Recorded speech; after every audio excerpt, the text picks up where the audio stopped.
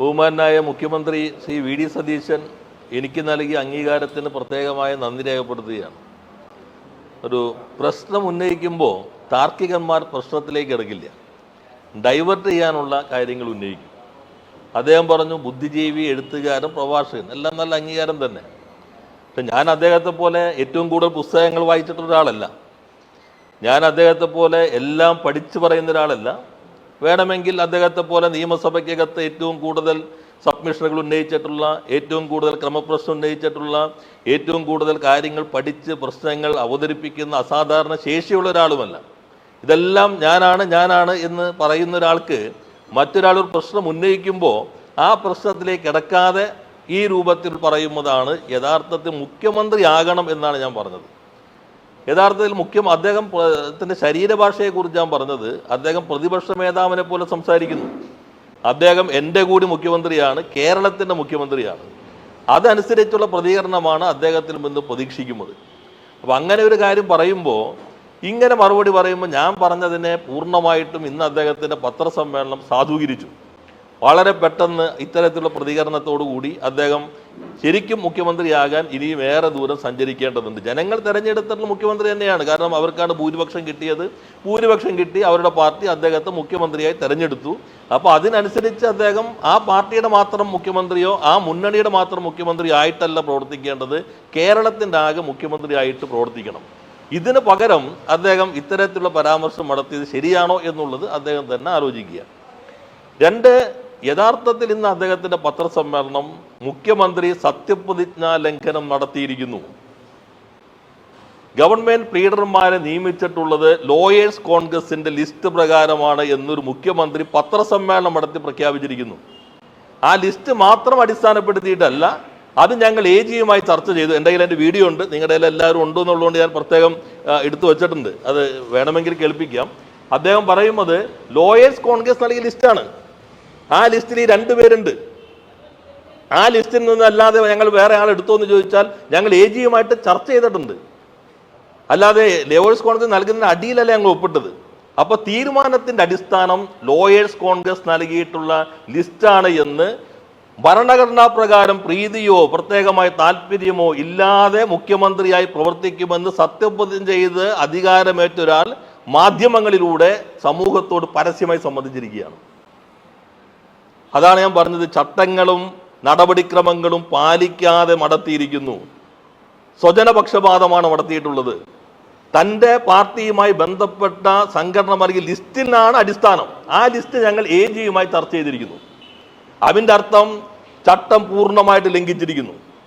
Kerala government government legal officers rules പ്രകാരം AG നൽകുന്ന പാനലിൽ നിന്നാണ് ഗവൺമെന്റ് തീരുമാനിക്കേണ്ടത്, റൂളാണ്. അതിന് പകരം ലോയേഴ്സ് കോൺഗ്രസ് നൽകി ലിസ്റ്റ് വെച്ചിട്ട് ഞങ്ങൾ AGയുമായി ചർച്ച ചെയ്തു എന്ന് ഭരണഘടനാ പ്രകാരം ചുമതലയെടുത്ത മുഖ്യമന്ത്രി പരസ്യമായി പ്രഖ്യാപിക്കുന്നതോടുകൂടി യഥാർത്ഥത്തിൽ ഭരണഘടനാ പ്രകാരമാണെങ്കിൽ അദ്ദേഹം സത്യപ്രതിജ്ഞ ലംഘനം നടത്തിയിരിക്കുന്നു എന്നതാണ് യാഥാർത്ഥ്യം. തൻ്റെ പാർട്ടിക്ക് വേണ്ടി ഗവൺമെന്റ് വക്കീലന്മാരെ നിയമിച്ചിരിക്കുന്നു. ആ കടലാസ് വെച്ച് AGയുമായി ചർച്ച ചെയ്തിരിക്കുന്നു. റൂൾ വായിച്ചു നോക്കണ്ടേ? മുഖ്യമന്ത്രി എല്ലാം പഠിച്ചു പറയുന്ന ആളല്ലേ. അവർക്ക് ശുപാർശ നൽകാൻ ഏതൊരാൾക്ക് പോലും മന്ത്രിമാർ, ഞാൻ കഴിഞ്ഞ ദിവസം അദ്ദേഹം ഇതേപോലെ തന്നെ പറഞ്ഞു, മന്ത്രിമാരുടെ ശുപാർശയാണ് AIക്ക് പോലും പരിശോധിക്കാൻ പറ്റില്ല അവർ ആർക്കൊക്കെ വേണ്ടി വാദിച്ചിട്ടുണ്ട് എന്നുള്ളത്. റൂള് വളരെ കൃത്യമാണ്. റൂള് പറയുന്നത് AG നൽകുന്ന പാനലിൽ നിന്ന് വേണം അഭിഭാഷകരെ നിയമിക്കാൻ. അപ്പൊ AGയുടെ പാനലില്ല എന്ന് വ്യക്തമായി. 2, ഇവർ നൽകിയ ലിസ്റ്റാണ് അടിസ്ഥാനം എന്ന് വ്യക്തമായി. 3, ആ ലിസ്റ്റ് വെച്ചിട്ടാണ് AGയുമായി ചർച്ച ചെയ്തത്. പ്രകടമായി ചട്ടലംഘനം, ഭരണഘടനാ ലംഘനം.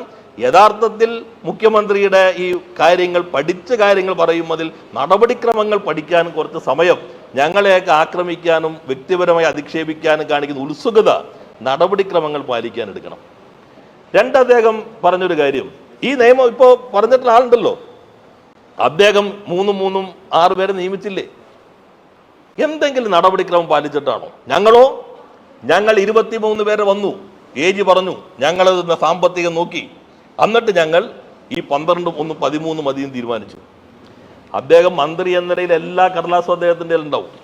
ഇതൊന്നും കിട്ടില്ലെങ്കിൽ ഗവൺമെന്റ് ഉത്തരവ് വായിച്ചു നോക്കേണ്ടി ഒരു മുഖ്യമന്ത്രി സാധാരണ പൗരന് കിട്ടുന്ന ഒരു ഗവൺമെന്റ് ഉത്തരവ് ഞങ്ങൾ ഇറക്കിയിരിക്കുന്നത് 2025 ജൂൺ 19 ആ ഗവൺമെന്റ് ഉത്തരവിന്റെ ഒപ്പം ക്യാബിനറ്റ് നോട്ടും പബ്ലിക് ഡൊമൈനിലുണ്ട്. മുഖ്യമന്ത്രി ആകണ്ട, മുഖ്യമന്ത്രി എന്ന ഭരണഘടനാ പദവി വേണ്ട ഈ കടലാസ് കിട്ടാൻ.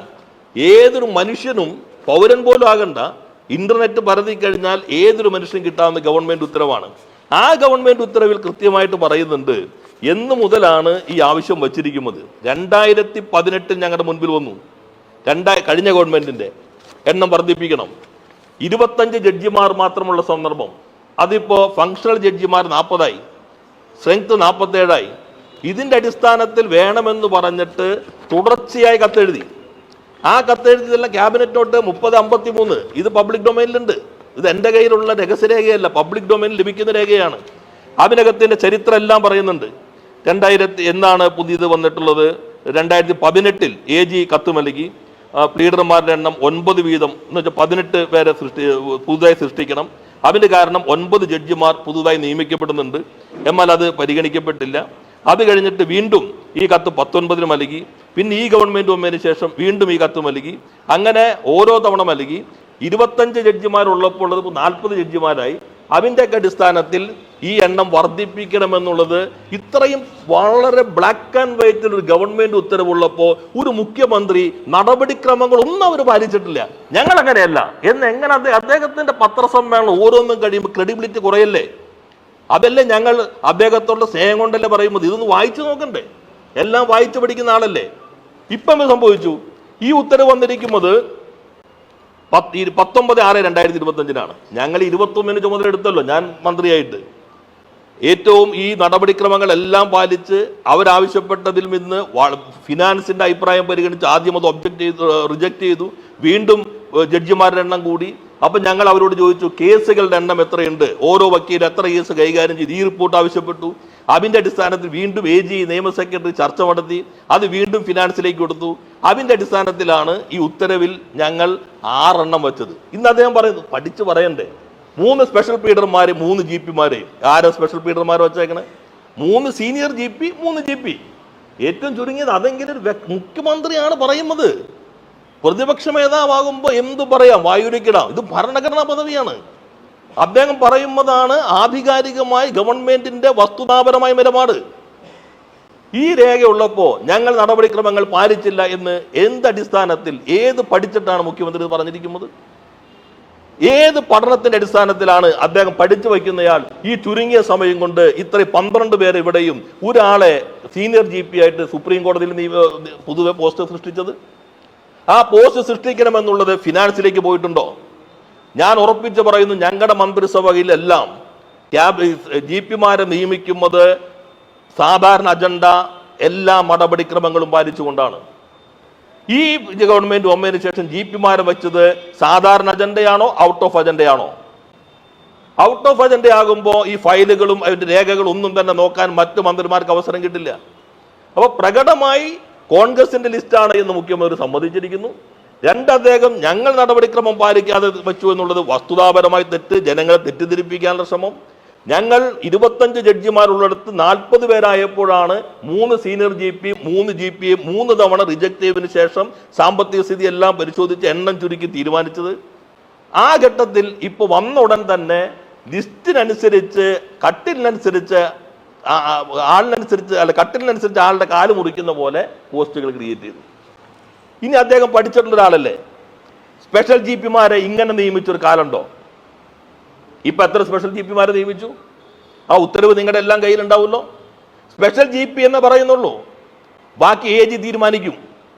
ഇതിനു മുൻപുള്ളത് എങ്ങനെയാ? ഒരു വകുപ്പ് ആവശ്യപ്പെടും. ഇപ്പൊ ഞാൻ മന്ത്രിയായിരിക്കുന്ന സന്ദർഭത്തിൽ വിദ്യാഭ്യാസ വകുപ്പിന്റെ ആവശ്യം വന്നു, ഞങ്ങൾക്ക് ഒരു പ്രത്യേക GP വേണം, സ്പെഷ്യൽ GP ആയിട്ട് വേണം. അപ്പൊ ഞങ്ങൾ നോക്കിയപ്പോൾ സാമ്പത്തിക സ്ഥിതി അനുസരിച്ച് കുറച്ച് ബുദ്ധിമുട്ടുണ്ട്. അപ്പൊ നിലവിലുള്ള സ്പെഷ്യൽ GP-മാർ കൈകാര്യം ചെയ്യുന്ന കേസുകൾ എണ്ണെടുക്കാൻ പറഞ്ഞു. അപ്പൊ ഞാൻ നോക്കിയപ്പോൾ എൻ്റെ തന്നെ വകുപ്പാണ് വ്യവസായത്തിലുള്ള സ്പെഷ്യൽ GP-യുടെ എണ്ണം, കേസുകളുടെ എണ്ണം കുറവാണ്. അപ്പൊ ആ പോസ്റ്റ് മാറ്റി എഡ്യൂക്കേഷൻ GP കൊടുത്തു. ഇങ്ങനെയാണ് തീരുമാനിക്കുക. പിന്നെ നമ്മൾ സ്പെഷ്യൽ GP ഓരോ വകുപ്പ് ആവശ്യപ്പെടും, അവർ പറയുന്നത് ഞങ്ങളുടെ കേസുകൾ നടത്തി പരിചയമുള്ള അഭിഭാഷകനെ വേണം. ഇത് ഏത് വകുപ്പാണ് ആവശ്യപ്പെട്ടിട്ടുള്ളത്? അതിനകത്ത് പ്രാഗൽഭ്യമുള്ള ആളാണ് എന്ന് ഏതെങ്കിലും തരത്തിലും ഒരു ചെറിയ സൂചനയെങ്കിലും നിങ്ങളുടെ മുൻപിൽ വന്നിട്ടുണ്ടോ? നിങ്ങളാണ് തീരുമാനിക്കുകയാണ്, എന്നിട്ട് നിങ്ങൾ ഏജിക്ക് വിട്ടുകൊടുക്കുകയാണ്. അങ്ങനെയല്ലല്ലോ നടപടിക്രമം.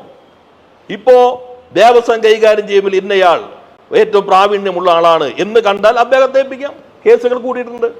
ഇതാരാണ് എന്താ? അപ്പൊ പൂർണ്ണമായിട്ടും നടപടി അദ്ദേഹം തന്നെ ഇന്ന് പറയുന്നുണ്ട്, ഞങ്ങൾ നടപടിക്രമമാണ്, നിങ്ങൾ ഏഷ്യാനെറ്റ് ചോദിക്കുന്ന പോലെ തീരുമാനിക്കാൻ പറ്റില്ല, നടപടിക്രമമാണ് എന്ന് അദ്ദേഹം എടുത്തു പറയുന്നുണ്ട്. നടപടിക്രമം പാലിച്ചു. അപ്പൊ നടപടിക്രമം പാലിച്ചിട്ടില്ല, ചട്ടം ലംഘിച്ചിരിക്കുന്നു.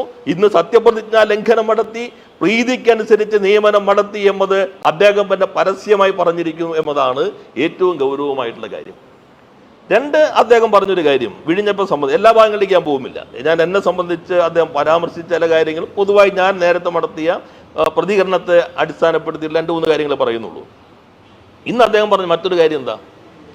ഇപ്പൊ പഴയ നിയമമന്ത്രി പറഞ്ഞു കേട്ടില്ലേ, ഓഹരി കൈമാറാൻ അവർക്ക് അവകാശമുണ്ട്, പിന്നെന്താ കുഴപ്പം?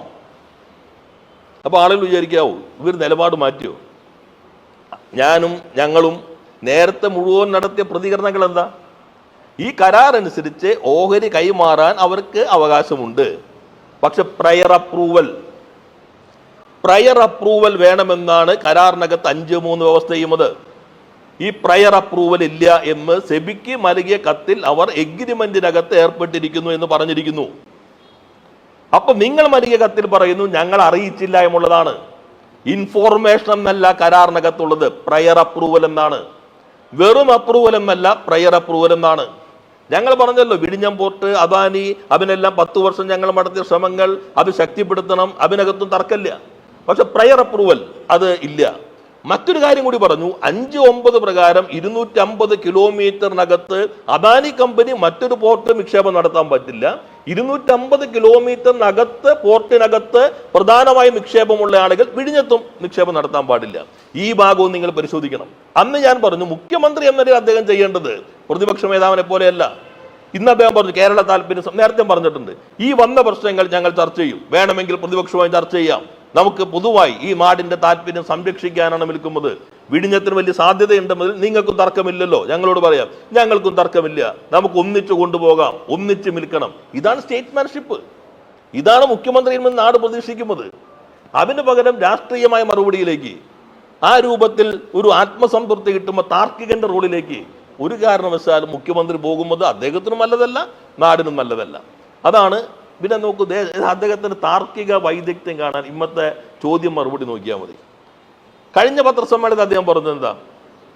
നിങ്ങൾക്കാർക്കും കിട്ടാത്ത വാർത്ത ദേശാഭിമാനിക്ക് മാത്രം കിട്ടിയില്ലേ? എവിടെ സോഴ്സ്? ഗവൺമെന്റ് അല്ലേ? നിങ്ങൾ നോക്കിക്കോളൂ അവതരണം. അപ്പോ അന്ന് ഞാൻ ഇവിടെ പത്രസമ്മേളനത്തിൽ പറഞ്ഞു, ആദ്യം എക്കണോമിക് ടൈംസ് ആണ്, പിന്നെ മാതൃഭൂമി കൊണ്ടുവന്നു. മാതൃഭൂമി പത്രം പോലും പിറ്റേ ദിവസം ഞങ്ങളുടെ വാർത്തയായിരുന്ന ഒരു അവകാശവാദം പ്രാധാന്യത്തോടു കൂടി കൊടുത്തില്ല എന്നുള്ളത് വേറെ കാര്യം. പിറ്റേ ദിവസം പത്രം നോക്കിയാൽ ഞങ്ങളാണ് കൊടുത്തതെന്ന് ഒരു പത്രം പറയില്ലോ, അത് ആ ക്രെഡിറ്റ് നിങ്ങൾ ദേശാഭിമാനിക്ക് കൊടുക്കല്ലേ എന്ന് മാതൃഭൂമിക്ക് പറയാവുന്നതാണ്. പക്ഷെ അവരത് പിറ്റേ ദിവസം പറഞ്ഞില്ല എന്നുള്ളത് വേറൊരു കാര്യം. പക്ഷേ ഇന്ന് അദ്ദേഹം ആ ചോദ്യം വന്നപ്പോൾ ആ വാർത്ത മാറ്റി. അന്ന് അദ്ദേഹം പറഞ്ഞത് നേരത്തെ ഗവൺമെന്റുമായി കഴിഞ്ഞ ഗവൺമെന്റ് സമയത്ത് തന്നെ ചർച്ചകൾ നടന്നിരിക്കാം, അത് ഗവൺമെന്റിന് അറിയാമായിരുന്നു എന്നതിന്റെ തെളിവെന്താ? ദേശാഭിമാനിയിൽ മാത്രമേ വാർത്ത വന്നുള്ളൂ. 3 തവണ അദ്ദേഹം ചോദിച്ചു, നിങ്ങൾക്ക് ആർക്കെങ്കിലും കിട്ടിയോ? നിങ്ങൾ മറ്റ് മാധ്യമങ്ങൾക്ക് ആർക്കെങ്കിലും കിട്ടിയോ? ദേശാഭിമാനിക്ക് മാത്രമല്ലേ കിട്ടിയത്? ഇതല്ല അദ്ദേഹം പറഞ്ഞത്. അപ്പൊ ഇന്ന് അദ്ദേഹം മുഖ്യമന്ത്രി എന്ന നിലയിൽ എന്ത് പറയണമായിരുന്നു? ഞാൻ അദ്ദേഹത്തെ ഉപദേശിക്കാൻ ആളൊന്നുമല്ല, അദ്ദേഹത്തെ പോലെ ഇത്രയും പ്രഗത്ഭനും പ്രാവീണ്യവും അനുഭവ സമ്പത്തും ഉള്ള ഒരു ആളോട് ഞാൻ ഉപദേശിക്കാൻ ആളല്ല. പക്ഷെ മുഖ്യമന്ത്രി എന്ന അദ്ദേഹം എന്ത് പറയണമായിരുന്നു? അന്ന് ഈ 2 വാർത്തകളും എൻ്റെ ശ്രദ്ധയിൽപ്പെട്ടിരുന്നില്ല. പക്ഷെ മറ്റു കാര്യമൊക്കെ അദ്ദേഹം പറയാം, ദേശാഭിമാനി ഇങ്ങനെ എഴുതിയില്ലേ, അതെല്ലാം അദ്ദേഹത്തിന് ഞങ്ങളോട് വിമർശിക്കാം. പക്ഷെ ഇന്ന് അദ്ദേഹം അത്രയെങ്കിലും സത്യസന്ധത സമൂഹത്തോട് കാണിക്കണ്ടേ? ആ 2 വാർത്തയും, എക്കണോമിക് ടൈംസിലെ വാർത്തയും ഈ വാർത്തയും എൻ്റെ ശ്രദ്ധയിൽപ്പെട്ടിരുന്നില്ല. അതുകൊണ്ടാണ് ഞാൻ അത് പറഞ്ഞത്. പക്ഷെ ഇങ്ങനെയുണ്ട് എന്ന് അദ്ദേഹത്തിന് വാദിക്കാം. അതിന് പകരം എന്തിനാ അദ്ദേഹം ആ നേരെ ചോദ്യം മാറുന്നത്? ഇതും വളരെ ഗൗരവമായി തന്നെ കാണേണ്ട ഭാഗമാണ്. പിന്നെ പ്രൊസീജിയർ അദ്ദേഹം പറഞ്ഞു, ചികിത്സ, ശരിക്കും അദ്ദേഹം ഉമ്മൻചാണ്ടിയാണോ ഉദ്ദേശിച്ച സംശയമുണ്ട്. കടലാസിൽ എഴുതി ചികിത്സാ സഹായം കൊടുക്കുന്ന ആളുകളുണ്ട്. ഞാൻ അങ്ങനെയല്ല. കഴിഞ്ഞ 10 വർഷമാണ് പിണറായി മുഖ്യമന്ത്രിയായതിനു ശേഷം പൂർണ്ണമായിട്ട് ഓൺലൈനിലേക്ക് മാറ്റി. നേരത്തെ MLA-മാർ പോയി വീട്ടിൽ കൈമാറും, ഞങ്ങൾ പലർക്കും അപേക്ഷ വാങ്ങിക്കാം, കടലാസിൽ എഴുതി കൊടുത്തിരുന്ന ഒരു കാലം ഉണ്ടായിരുന്നു. അതിനെ അംഗീകരിക്കുന്നവരുണ്ട്. അതിനെ അധിക്ഷേപിക്കാൻ പാടില്ല. ഈ സിസ്റ്റമാറ്റിക്കായിട്ട് പോകണമെന്ന് പറയാം. അപ്പം അത്തരം ഒരു പരാമർശങ്ങൾ നടത്തിയതും ശരിയാണെന്ന് എനിക്ക് തോന്നുന്നില്ല. ഇതാണ് അദ്ദേഹത്തിൻ്റെ പത്രസമ്മേളനത്തിൽ ഒരു മുഖ്യമന്ത്രിയിൽ നിന്ന് പ്രതീക്ഷിക്കാത്ത ചില പ്രതികരണങ്ങൾ വ്യക്തിപരമായി കൂടി കണ്ടപ്പോൾ നിങ്ങളുമായി പങ്കുവയ്ക്കാൻ ആഗ്രഹിച്ചു.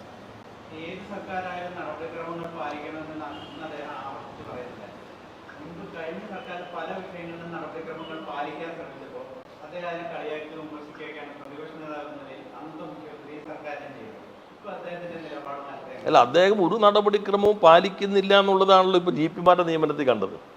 എന്നാൽ വേറെ സന്ദർഭത്തിൽ നടപടിക്രമം പറയുന്നു. കഴിഞ്ഞ തവണ ഇപ്പോൾ നിങ്ങൾ മാധ്യമപ്രവർത്തകർ ചോദിച്ച ഉദ്യോഗസ്ഥനുമായി ബന്ധപ്പെട്ട കാര്യങ്ങളിൽ അന്നത്തെ മുഖ്യമന്ത്രി നടപടിക്രമം പറഞ്ഞപ്പോൾ അവരെതിരെ ശക്തമായ നിലപാട് ഉറപ്പിച്ചതാണ്. പിന്നെ ഇപ്പോൾ നോക്കൂ, അവർ ഞങ്ങളെ കണ്ടു. ഇപ്പോൾ ഇവർ കണ്ടതിനെ കുറിച്ച് വിവാദം വന്നല്ലോ. ഞാൻ എന്നോട് ഡൽഹിക്കാർ ചോദിച്ചു കാണേണ്ടി വരും, മുഖ്യമന്ത്രിയെ കാണാം. പക്ഷെ പ്രശ്നം എന്താണ്? നേരത്തെ കേരളത്തിൻ്റെ മുഖ്യമന്ത്രി പ്രധാനമന്ത്രിയെ കണ്ടാൽ പോലും അത് അധിക്ഷേപമായിരുന്നു, ഡീലായിരുന്നു. കേരളത്തിൻ്റെ മുഖ്യമന്ത്രി ആഭ്യന്തരമന്ത്രിയെ കണ്ടാൽ ഡീലായിരുന്നു. കേരളത്തെ സംബന്ധിച്ചൊരു പ്രശ്നം ചർച്ച ചെയ്യാൻ ആരെങ്കിലും MP പോയാൽ പാലമായിരുന്നു. ഇപ്പോൾ നിങ്ങൾ അങ്ങനെയുള്ള ഔദ്യോഗിക പദവികളില്ലാത്തവരുന്നവരെ കാണേണ്ടി വരും. പക്ഷെ നിങ്ങൾ അത് കാണുമ്പോൾ നേരത്തെ പറഞ്ഞത് കൂടി ഓർക്കണം എന്ന് മാത്രം. ഇത് U-turn അല്ല. നേരത്തെ പറഞ്ഞത് ചിലർ പറയണം ഞാൻ തെറ്റ് മനസ്സിലാക്കി, നല്ലത് തന്നെ. പക്ഷേ ജനങ്ങളെ തെറ്റിദ്ധരിപ്പിക്കാൻ വേണ്ടി, വോട്ട് കിട്ടാൻ, അധികാരം കിട്ടാൻ വേണ്ടി എടുത്ത നിലപാടുകളിൽ നിന്ന് മലക്കം മറയുകയാണ്. അത് ഒരു തെറ്റ് പറ്റി തിരുത്തലല്ല. ഇപ്പം ഞാൻ കഴിഞ്ഞു ബജറ്റിൽ അദ്ദേഹം പറഞ്ഞു നിക്ഷേപം ആകർഷിക്കാൻ വേണ്ടി ഒരു അഡ്വൈസറി കൗൺസിൽ കൊണ്ടുവരികയാണ്. മുഖ്യമന്ത്രി ചെയർമാൻ, വ്യവസായ മന്ത്രി ഉപാധ്യക്ഷൻ. ഇപ്പം ഞാൻ പത്രക്കാരോട് പറഞ്ഞു, ഒരു നിയമം അദ്ദേഹം 10 വർഷം മേധാവായിരുന്നപ്പോൾ നിയമസഭ പാസ്സാക്കി. മുഖ്യമന്ത്രി അധ്യക്ഷൻ, വ്യവസായ മന്ത്രി കോ ചെയർമാൻ, റവന്യൂ മന്ത്രി, അതുപോലെ finance minister, labour minister, power minister എല്ലാം വൈസ് ചെയർമാനുമാരുമായി ഒരു ബ്യൂറോ രൂപീകരിച്ച് നിയമം രാജ്യത്ത് വന്നു, സംസ്ഥാനത്ത് വന്നു. അദ്ദേഹം കൂടി നിയമസഭയിൽ ഉള്ളപ്പോഴാണ്. അപ്പോൾ അത് മറച്ചു വെച്ചിട്ട് എന്തിനാണ് ഇത് പറയുന്നത്? ഞങ്ങളുടെ കേരള ബ്രാൻഡ്, നിങ്ങളുടെ മാധ്യമപ്രവർത്തകരുടെ മുൻപിലാണ് ബ്രാൻഡ് പ്രഖ്യാപിക്കുന്നത്, ബ്രാൻഡിന് അർഹമായവർക്ക് ബ്രാൻഡിൻ്റെ മാർക്ക് കൊടുക്കുന്നത്, സർട്ടിഫിക്കറ്റ് കൊടുക്കുന്നത്. അപ്പോൾ അദ്ദേഹം വളരെ വിശദമായി പറയുകയാണ്, ചരിത്രത്തിലാദ്യമായി ഇതാ ബ്രാൻഡിങ് കേരള, പുതിയൊരു കോൺസെപ്റ്റ്. ശരിയാണ്, മാറ്റിയിട്ടു, കേരള ബ്രാൻഡിങ് കേരളയാക്കി. നമ്മൾ വസ്തുതയായിട്ട് കാണണം. അതാണ് നമ്മുടെ ഒരു ചുമതല. ആ കാര്യം മാത്രമേ പറഞ്ഞുള്ളൂ. അല്ലാണ്ട് അദ്ദേഹത്തിൻ്റെ ശരീരഭാഷയുടെ പ്രശ്നം എന്ന് പറഞ്ഞാൽ നമ്മൾ ഓരോരുത്തരും ചുമതലയിലേക്ക് എത്തുമ്പോൾ അതിലേക്ക് ഉയരാൻ ശ്രമിക്കണമെന്ന ഒരു വ്യക്തിയുടെ അഭിപ്രായമാണ് ഞാൻ പ്രകടിപ്പിച്ചത്. അപ്പോൾ അതായത് ഇതിപ്പോൾ എങ്ങനെയാണ് അത് പ്രതികരിച്ചതെന്നുള്ളത് നിങ്ങൾ കണ്ടല്ലോ.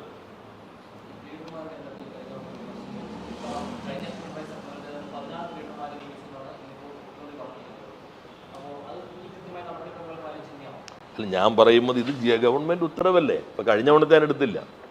കഴിഞ്ഞ തവണയും അതിന് മുൻപത്തെ തവണയും എണ്ണം കൂടിയപ്പോഴാണ് എൻ്റെ ധാരണ 17. ഇതിനകത്ത് തന്നെ നിങ്ങൾ പൂർണ്ണമായിട്ട് ക്യാബിനറ്റ് നോട്ട് ഉൾപ്പെടെ കിട്ടും. ഇങ്ങനെ ഒരു ക്യാബിനറ്റ് നോട്ട് എന്ത് ഇപ്പോൾ വരാത്ത ഈ ജിയോടൊപ്പം? നിങ്ങൾ വിവരാവകാശം ചോദിക്കുന്നവരാണല്ലോ, ചോദിച്ചു നോക്കൂ. സാധാരണ അജണ്ടയാണോ അതോ ഔട്ട് ഓഫ് അജണ്ടയാണോ? ഔട്ട് ഓഫ് അജണ്ടയാണെങ്കിൽ ഇത് സർക്കുലേറ്റ് ചെയ്യില്ല, ക്യാബിനറ്റിൽ അപ്പം തന്നെ വയ്ക്കുകയാണ് ചെയ്യുന്നത്. ഇതിൽ തന്നെ അദ്ദേഹം പറഞ്ഞല്ലോ AG ശുപാർശയില്ല. കഴിഞ്ഞവണയും പറഞ്ഞു മന്ത്രിമാരെ ശുപാർശ, ഇപ്പോൾ പറഞ്ഞു ലോയേഴ്സ് കോൺഗ്രസിൻ്റെ ശുപാർശ. AG-യുമായി ചർച്ച ചെയ്തു. നിങ്ങൾ Kerala government legal office, law officers rule നോക്കിക്കോളൂ. പാനൽ കൊടുക്കണം.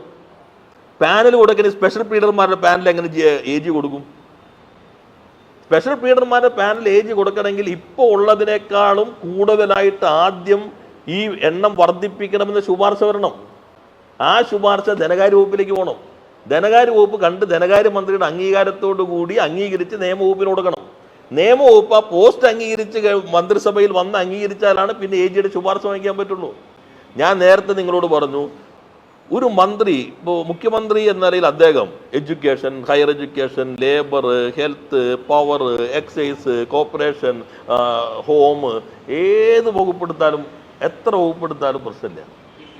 ഈ 3 വകുപ്പുകൾ വരുമ്പോൾ ഇത് ധനകാര്യം നോക്കണം, നിയമം നോക്കണം, മുഖ്യമന്ത്രി ഒരാൾ തന്നെയാണ്.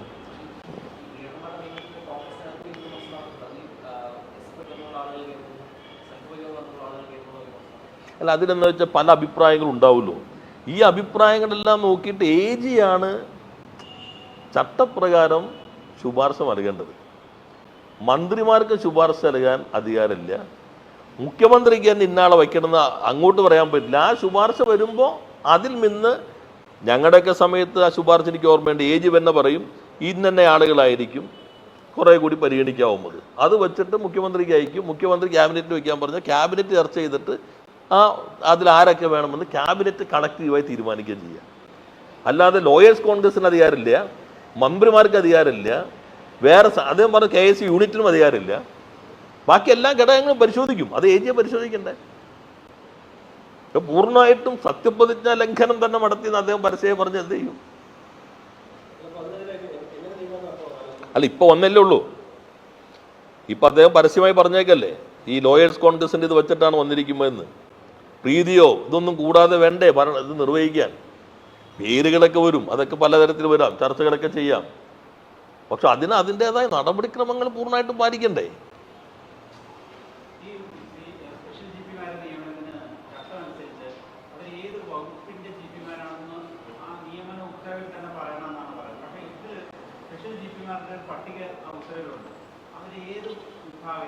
അല്ല, ഞാൻ അതിൻ്റെ ഭാഗം നേരത്തെ പറഞ്ഞല്ലോ. സ്പെഷ്യൽ GP സാധാരണ വരുന്നത് ഒരു വകുപ്പ് പറയുകയാണ് ഞങ്ങളുടെ കേസുകൾ എണ്ണം കൂടുതലാണ്, പിന്നെ ഞങ്ങളുടെ കേസിൽ പല വക്കീലന്മാർ GP മാറും. ഇപ്പം ഇന്ന് വരുന്ന ആളാകണമെന്നില്ല, അടുത്ത ദിവസം വരുന്നത് അങ്ങോട്ടും ഇങ്ങോട്ടും മാറിയെന്ന് വരാം.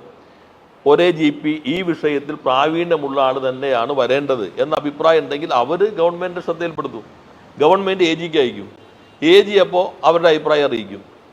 അതിൻ്റെ അടിസ്ഥാനത്തിൽ പോസ്റ്റ് ക്രിയേറ്റ് ചെയ്യണമെങ്കിൽ പോസ്റ്റ് ക്രിയേറ്റ് ചെയ്യും. ഞാൻ ഞങ്ങളുടെ കാലത്തെ അനുഭവം പറഞ്ഞല്ലോ. എഡ്യൂക്കേഷൻ വേണമെന്ന് ഞാൻ പറഞ്ഞു, ഇൻഡസ്ട്രിയിൽ നിന്ന് എടുത്തോ, വെറുതെ ചിലവ് കൂട്ടണ്ട.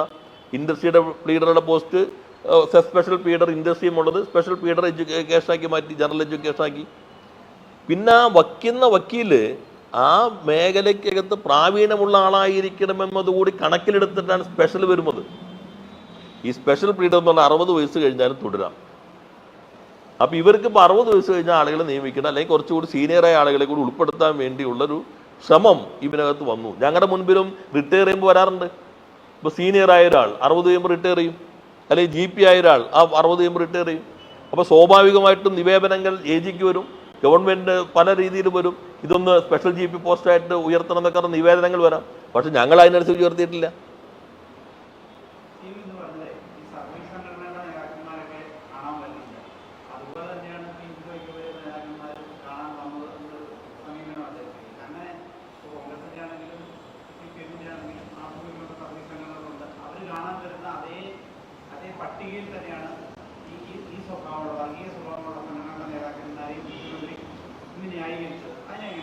അല്ല, അതിലൊരു കാര്യം ഞാൻ പറഞ്ഞു. ഇപ്പോൾ മുഖ്യമന്ത്രി എന്ന നിലയിലും മന്ത്രി എന്ന നിലയിലും ഏതെങ്കിലും നിയമാനുസൃതമായിട്ടുള്ള സംഘടനകൾ, അതുമായിട്ടുള്ള വ്യക്തികൾ, പരാതിക്കാർ എല്ലാവരും കേൾക്കേണ്ടി വരും. അത് വന്നാൽ കാണാനും തെറ്റില്ല. പക്ഷേ നിങ്ങളുടെ സമീപനം എന്തായിരുന്നു? മുഖ്യമന്ത്രി പ്രധാനമന്ത്രി ഔദ്യോഗികമായി കണ്ടാൽ പോലും ഡീലാണ് എന്ന് പറഞ്ഞ ആളുകൾ പരവതാനി വിളിച്ച് സ്വീകരിക്കുന്നു. എന്നാൽ മറുവശത്ത് ഇപ്പോൾ NSSന്റെ ജനറൽ സെക്രട്ടറി പറഞ്ഞു അദ്ദേഹത്തിന് അപ്പോയിൻമെൻറ്റ് കിട്ടിയിട്ടില്ല, KPCC സെക്രട്ടറി പോയിട്ട് കിട്ടിയിട്ടില്ല എന്ന് മാധ്യമങ്ങൾ പറയുന്നു. എന്നാൽ ഇവർക്ക് മാത്രം കിട്ടുകയും ചെയ്യുന്നു. അവരെ കാണുന്നതിലൊന്നും മുഖ്യമന്ത്രി എന്ന നിലയിൽ, മന്ത്രി എന്ന നിലയിൽ എൻ്റെ അടുത്തേക്ക് ഒരു വ്യക്തി വരുന്നു, അല്ലെങ്കിൽ ഒരു സംഘടന വരുന്നു, അവരെല്ലാം നമ്മൾ കാണേണ്ടി വരും. നമ്മൾ ആ സമയത്ത് അപ്പോയിൻമെൻറ്റ് കൊടുത്തും കാണേണ്ടി വരും, അല്ലാതെ നിവേദനമായി വന്നാലും കാണേണ്ടി വരും. പക്ഷെ ഇതുവരെ ഇതിനെയാണ് മലക്കം മറിച്ചിലെന്ന് പറയുന്നത്. നേരത്തെ മുഖ്യമന്ത്രി ആയിരുന്നയാൾ പ്രധാനമന്ത്രി കണ്ടാലും, മുഖ്യമന്ത്രി ആയിരുന്നയാൾ ആഭ്യന്തരമന്ത്രി കണ്ടാലും ഡീൽ ഡീൽ ഡീൽ എന്ന് പറഞ്ഞ ആളുകൾ പരവതാനി വിളിച്ച് സ്വീകരിക്കുമ്പോൾ തെറ്റ് തിരുത്തലാണെങ്കിൽ കൊള്ളാം, അത്രേ ഉള്ളൂ.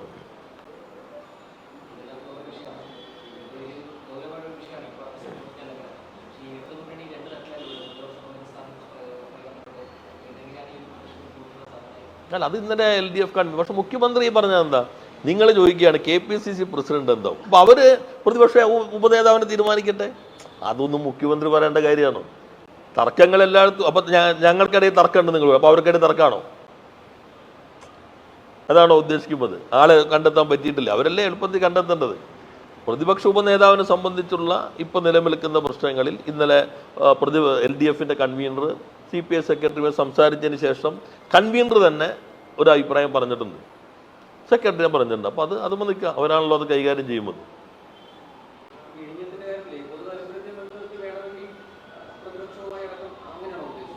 അല്ല, ഇന്ന് അദ്ദേഹം പറഞ്ഞത്, ഇപ്പം മുൻ നിയമമന്ത്രി പറഞ്ഞല്ലോ ഓഹരി വിൽക്കാൻ കുഴപ്പമില്ല എന്ന്. ഇപ്പം നിലപാട് മാറിയിട്ടുണ്ടോ? നിങ്ങളുടെ കയ്യിൽ എല്ലാവരും ഞങ്ങളുടെ പത്രസമ്മേളനത്തിൻ്റെ ഫയലുകൾ ഉണ്ടാവുമല്ലോ. കാരണം കരാറ് പ്രകാരം ഓഹരി വിൽക്കാം, എന്നാൽ നിശ്ചിത ശതമാനത്തിന് മുകളിലേക്ക് പോകുമ്പോൾ പ്രയർ അപ്രൂവൽ വേണം. പ്രയർ അപ്രൂവൽ 2 ഘടകങ്ങളുണ്ട്. അത് ആ കരാറിൽ തന്നെ പറയുന്നുണ്ട്.